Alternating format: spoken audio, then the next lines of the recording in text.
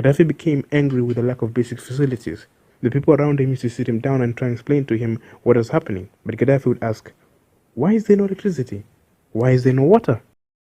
Despite this, Gaddafi was never afraid, but he got angry with the inability to communicate with people he thought were his friends, such as former Prime Minister Berlusconi and Tony Blair. He considered them his personal friends, and was disappointed they didn't try and find a solution for him. Gaddafi spoke of dying frequently, preferring to die in Libya, rather than being tried in international court.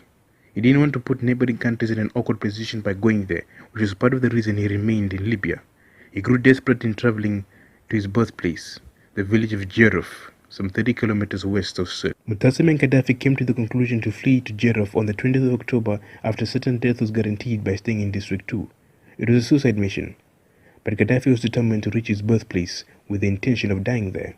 The plan was to leave before dawn at 3 a.m. Due to the loading of Sirte's injured, coupled with the inexperience of the fighters, the escape plan was delayed. The inexperienced volunteers, who were the bulk of the fighters, made silly mistakes that delayed the escape plan, such as sleeping in, making tea, and parking the cars too closely together. The vehicles were white 4x4s, armed with anti-aircraft firepower. Gaddafi himself was driven in a Toyota Land Cruiser, along with 4 others, including Mansawa Dahao. Gaddafi hardly spoke during the drive. Before going anywhere, a certain claim must be addressed.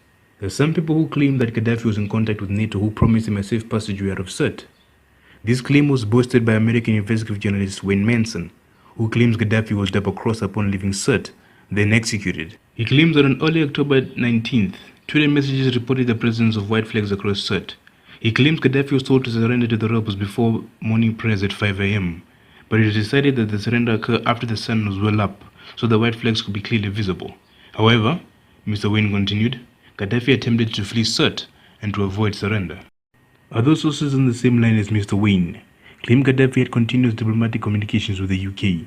They claim when Secretary of State Hillary Clinton visited Libya, the British informed Gaddafi of a diplomatic agreement that would be triggered when he left Sirte for another safe haven. But in reality, it was all a trick to get him to leave Sirte so as to kill him. Another source was from the South African intelligence services, which investigated the role of a British company in a mission to help Gaddafi flee Libya. In the report, a former policeman in the South African security services claimed he was sent to Libya and spoke with Gaddafi, who told him he wanted to leave and settle in a desert-like area in South Africa. A British firm and a Kenyan woman who recruited mercenaries were both subjects of interest for the investigation, as both claimed to have attempted to free Gaddafi from Sirte to an escape destined to fail. To add to this, Reuters reported on September 27 that Gaddafi loyalists sought a truce with an NTC commander. In the report, an unnamed commander with the Libyan interim government claimed he held truce talks with an elder of Gaddafi's tribe. Tahami Zahani, a commander of Al Farwa Brigade, claimed the same elder contacted him on his satellite phone and requested a safe passage for the families and militia out of the city. Mr. Wayne and a handful of others claimed Gaddafi's convoys had white flags on them. A study of these sources shows that the root cause of their claims was their lack of understanding on why Gaddafi left Sirte in broad daylight instead of nighttime. They argue that it would be unlikely for Gaddafi to have left Sirte in a convoy knowing NATO bombers awaited him. But that statement alone shows their ignorance to the truth, as Gaddafi and Mutassim originally planned to leave Sirte at 3 a.m. Also, Gaddafi left Sirte with full knowledge and acceptance of his impending doom. There is no proof of Gaddafi directly speaking to NATO as those sources claim, as Gaddafi was cut from the world as reported by the people who were with him in those last days. The idea of diplomatic talks taking place were intended to confuse people and create fear that Gaddafi might betray his country for the sake of a safe passage out. There was never any possibility of diplomacy with NATO. How could the people negotiate away their sovereign rights and freedoms with an illegitimate occupier? Some sources claim Gaddafi was on his way to meet NATO officials to conduct a truce, but we know from primary sources that Gaddafi was leaving for his home village with the intention to die there.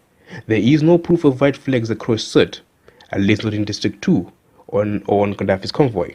It was another well-manufactured lie spread by both the corporate and secessionist alternative media.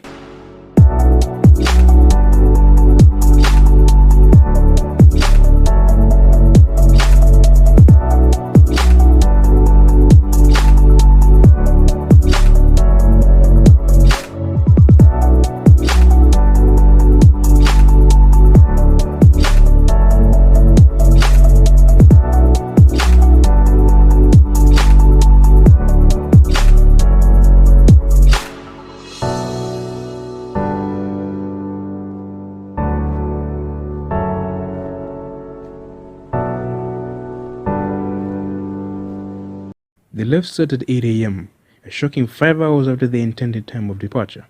No reconnaissance mission was sent out to scout the area the last remnant of the armed support would take. Gaddafi took the treacherous suicide journey anyway, driving directly into the opposition, particularly the brigades from Misrata. Gaddafi had broken his rigid rule of telephone use and was overheard using a satellite phone, which voice recognition technology instantly picked up. The cellular phone that was struck down was used to call Aisha, Gaddafi's only daughter, which would be the last time either Gaddafi or Aisha will speak with each other. Some half an hour after leaving Sirte, NATO warplanes fired missiles at the convoy of about 75 vehicles according to NATO, or 50 according to the people who were there, which carried some 250 people. The convoy vehicles were first attacked by an American Predator drone flown by a pilot in Las Vegas, firing a number of Hellfire and anti-tank missiles. The missile struck a vehicle 2 cars behind the one that carried Gaddafi, caused the windows to shatter, its airbags to deploy, and its engine to stop, all by the immense blast of the missile.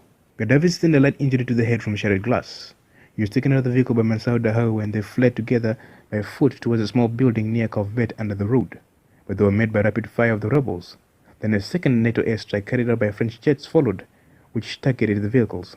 They were under unrelenting fire, but Gaddafi wasn't scared. He even made jokes with men like Abu Younis Jabra, the Libyan defense minister, along with his 2 sons who were with Gaddafi. But Gaddafi didn't seem to know what to do. It was the only time he was seen like that.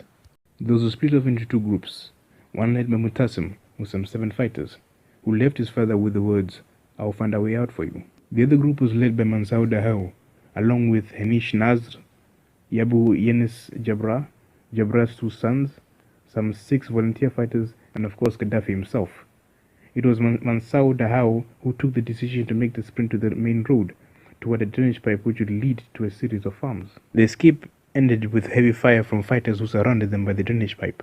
The group entered the pipe to escape the bullets from the main road, but were immediately spotted when they got to the other side.